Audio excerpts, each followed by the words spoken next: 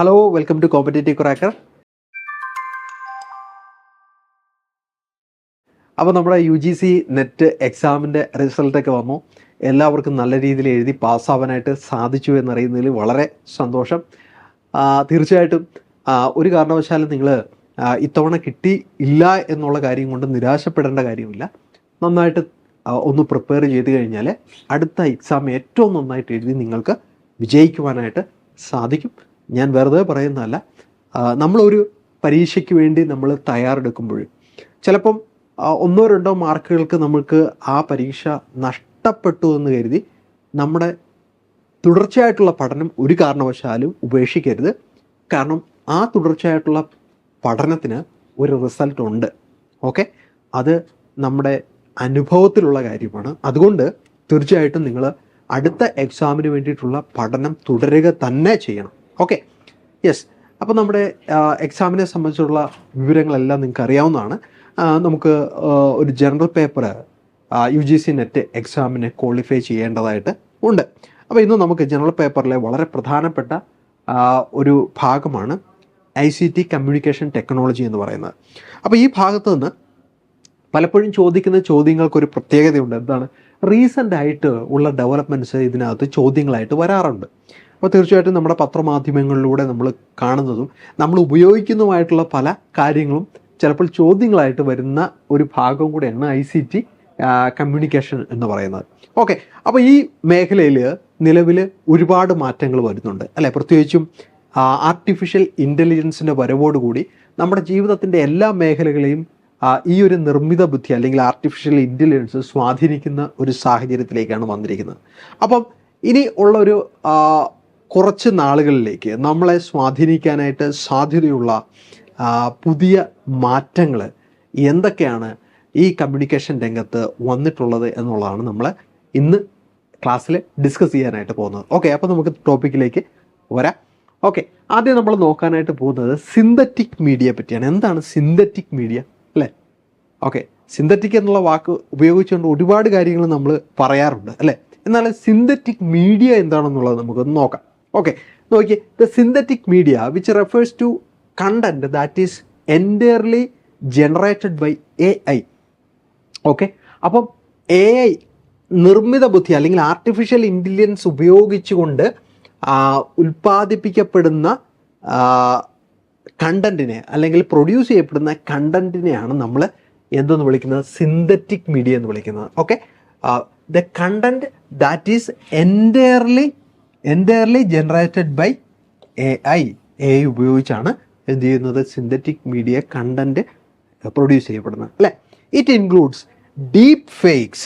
Okay, deep fakes, virtual influences and automated video content അല്ലേ?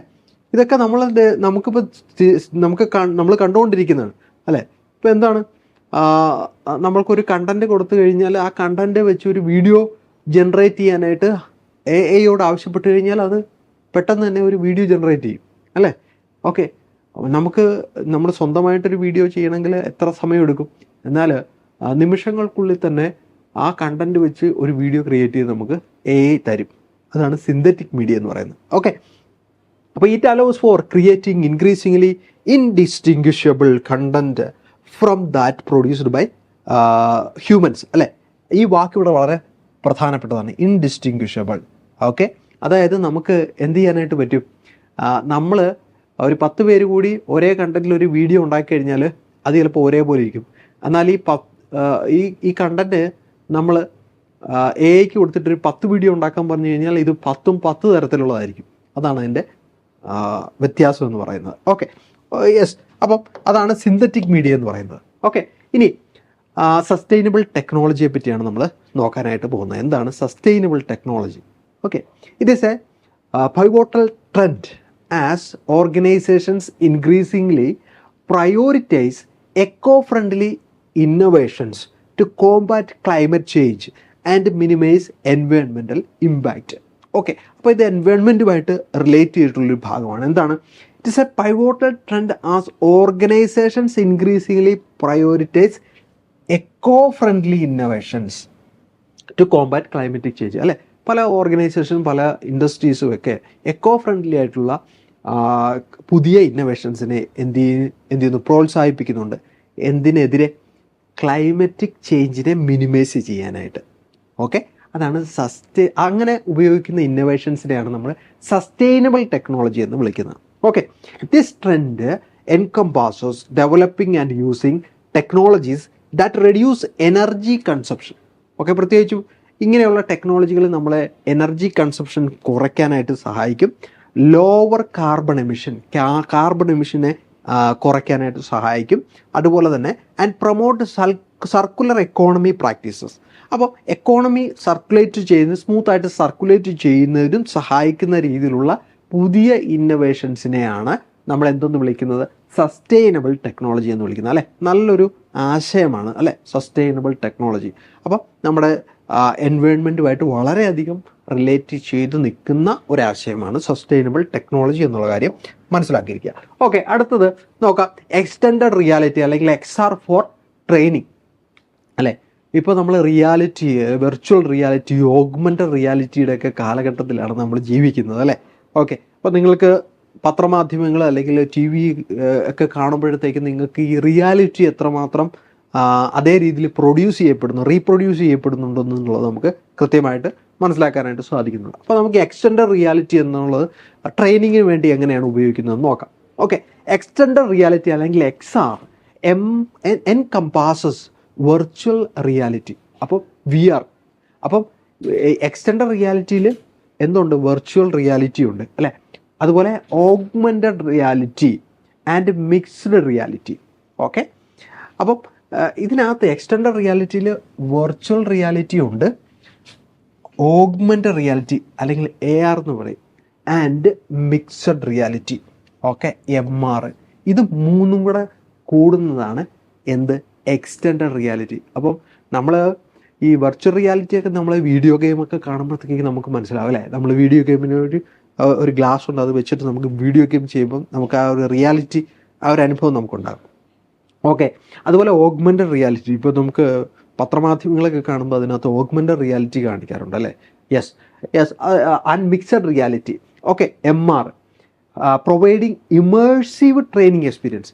അപ്പോൾ നമ്മൾ ഇതിനകത്ത് ഇങ്ങനെ ഒരു ട്രെയിനിങ്ങിൽ നമ്മൾ പങ്കെടുത്തു കഴിഞ്ഞാൽ നമ്മൾ അതിനകത്ത് ഓൾറെഡി പങ്കെടുക്കുന്ന ഒരു അനുഭവം നമുക്കുണ്ടാകും. ഓക്കെ, അതാണ് എക്സ്റ്റെൻഡഡ് റിയാലിറ്റി എന്ന് പറയുന്നത്. ഓക്കെ, അപ്പം industries like health care, aviation and manufacturing use XR for risk free hands on training simulations replacing real life scenario. Okay, അപ്പോൾ നമ്മുടെ ഈ ഹെൽത്ത് കെയർ സിസ്റ്റംസിലും അതുപോലെ തന്നെ ഏവിയേഷനിലും ഒക്കെ നമുക്ക് ഈ XR അല്ലെങ്കിൽ എക്സ്റ്റെൻഡഡ് റിയാലിറ്റി വളരെ പ്രായോഗികമായിട്ട് ഉപയോഗിക്കാനായിട്ട് പറ്റുന്നതാണ്. കാരണം അത് റിയൽ ലൈഫ് എക്സ്പീരിയൻസ് നമുക്ക് ഏകദേശം അതേ രീതിയിൽ തന്നെ നമുക്ക് കൃത്യമായിട്ട് പ്രൊവൈഡ് ചെയ്യുന്നു. ഓക്കെ, അപ്പോൾ അതാണ് എക്സ്റ്റെൻഡഡ് റിയാലിറ്റിയുടെ പ്രത്യേകത. വലിയൊരു മാറ്റമാണ് ഈ എക്സ്റ്റെൻഡഡ് റിയാലിറ്റിയിലൂടെ സംഭവിക്കുന്നത്. ഓക്കെ, ഇനി വെയറബിൾ ഹെൽത്ത് മോണിറ്റേഴ്സ്. എന്താണ് വെയറബിൾ ഹെൽത്ത് മോണിറ്റേഴ്സ് എന്ന് പറഞ്ഞു കഴിഞ്ഞാൽ അല്ലേ, നമുക്ക് നോക്കാം എന്താണ് അതിൻ്റെ പ്രത്യേകത എന്നുള്ളത്. Advanced wearable devices now continuously monitor various health matrix like heart rate, blood pressure and even blood sugar levels.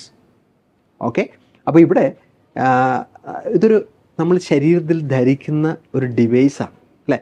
അപ്പോൾ ഈ ഡിവൈസ് നമുക്ക് നമ്മുടെ ഹെൽത്ത് എത്രമാത്രം നന്നായിട്ടാണ് ഇരിക്കുന്നത്, നമ്മുടെ പൾസ് റേറ്റ് എങ്ങനെയാണ്, ഹാർട്ട് റേറ്റ് എങ്ങനെയാണ്, ബ്ലഡ് പ്രഷർ എങ്ങനെയാണ്, ആൻഡ് ബ്ലഡ് ഷുഗർ ലെവൽസ് വരെ കൃത്യമായിട്ട് ഈ വെയറബിൾ ഹെൽത്ത് മോണിറ്റർ നമുക്ക് കൃത്യമായിട്ട് പറഞ്ഞു തരും അല്ലേ.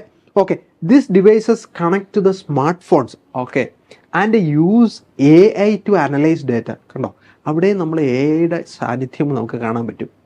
അപ്പോൾ ഇത് നമ്മൾ ശരീരത്തിൽ എവിടെയെങ്കിലും നമ്മൾ ഘടിപ്പിച്ച് വെച്ച് കഴിഞ്ഞാൽ ഇത് AIയുടെ സഹായത്തോടുകൂടി നമ്മുടെ ശരീരത്തിൽ നിന്ന് ലഭിക്കുന്ന ഡേറ്റ അനലൈസ് ചെയ്തിട്ട് നമ്മുടെ ഹാർട്ട് ബീറ്റ് എങ്ങനെയാണ്, നമ്മുടെ ബ്ലഡ് പ്രഷർ എങ്ങനെയാണ്, ബ്ലഡ് ഷുഗർ എങ്ങനെയാണ് എന്നുള്ളതൊക്കെ കൃത്യമായിട്ടുള്ള ഡേറ്റ നമുക്ക് പ്രൊവൈഡ് ചെയ്യും. Providing users with insight into their health and early warning. അപ്പം എന്തെങ്കിലും പ്രശ്നം ഉണ്ടെങ്കിൽ അപ്പോൾ നമുക്കിത് വാർണിംഗും തരും.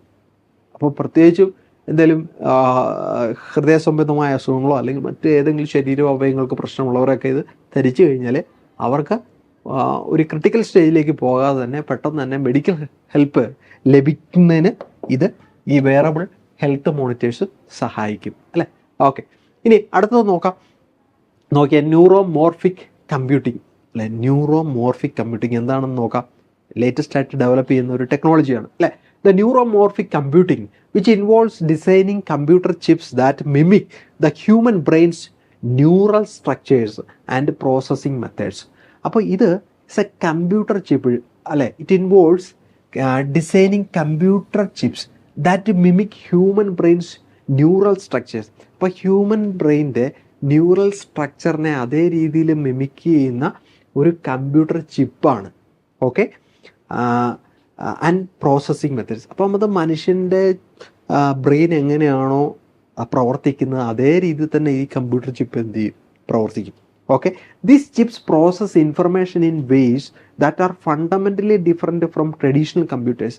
അപ്പം നമ്മളിപ്പോൾ ഓൾറെഡി നമുക്ക് AI ഉണ്ട് അല്ലേ, കമ്പ്യൂട്ടറിലെല്ലാം നമുക്ക് AI അവൈലബിൾ ആണ്. ഓക്കെ, എന്നാൽ അതിനേക്കാളും കുറച്ചുകൂടെ കൃത്യമായിട്ട് മനുഷ്യൻ ചിന്തിക്കുന്ന പോലെ മനുഷ്യൻ ചിലപ്പോൾ വ്യത്യസ്തമായ രീതിയിൽ ചിന്തിക്കാം അല്ലേ. അപ്പോൾ ആ രീതിയിലൊക്കെ ചിന്തിക്കുന്ന തരത്തിലുള്ള ഒരു കമ്പ്യൂട്ടർ ചിപ്പാണ് ന്യൂറോമോർഫിക് കമ്പ്യൂട്ടിങ്ങിൽ അതിലൂടെ എന്ത് ചെയ്യുന്നത്, ഡെവലപ്പ് ചെയ്യുന്നത്. ഓക്കെ, അപ്പം ഇപ്പം ആർട്ടിഫിഷ്യൽ ഇൻ്റലിജൻസിൻ്റെ സഹായത്തോടെ നമ്മൾ വളരെ ശക്തിയേറിയ കമ്പ്യൂട്ടറുകൾ അല്ലെങ്കിൽ മെഷീൻസ് നമ്മൾ ഡെവലപ്പ് ചെയ്യുന്നുണ്ടെങ്കിൽ കുറച്ചുകൂടെ മുമ്പോട്ട് വരുമ്പോഴത്തേക്കും മനുഷ്യൻ്റെ ചിന്ത എങ്ങനെയാണോ അതേ രീതിയിൽ തന്നെ ചിന്തിക്കുന്ന കമ്പ്യൂട്ടറുകളും മെഷീൻസും മുമ്പോട്ടുള്ള കാലഘട്ടത്തിൽ നമുക്ക് പ്രതീക്ഷിക്കാം. ഓക്കെ, അപ്പം അങ്ങനെ ഒരുപാട് മാറ്റങ്ങൾക്ക് വിധേയമായിക്കൊണ്ടിരിക്കുന്ന ഒരു മേഖലയാണ് ICT കമ്മ്യൂണിക്കേഷൻ എന്ന് പറയുന്നത്. ഓക്കെ, അപ്പോൾ നമുക്ക് അടുത്ത UGC നെറ്റ് എക്സാമാണ് നമ്മുടെ മുമ്പിൽ ഉള്ളത് അല്ലേ. അപ്പോൾ ഇത്രയും നല്ലതായിട്ട് നമുക്ക് പഠിച്ച് പേപ്പർ 1 ഏറ്റവും നന്നായിട്ട് പഠിച്ചു കഴിഞ്ഞാൽ നമുക്ക് JRFനുള്ള സാധ്യത ഉണ്ട് എന്നുള്ള കാര്യം നിങ്ങൾ മറന്നു പോകരുത്.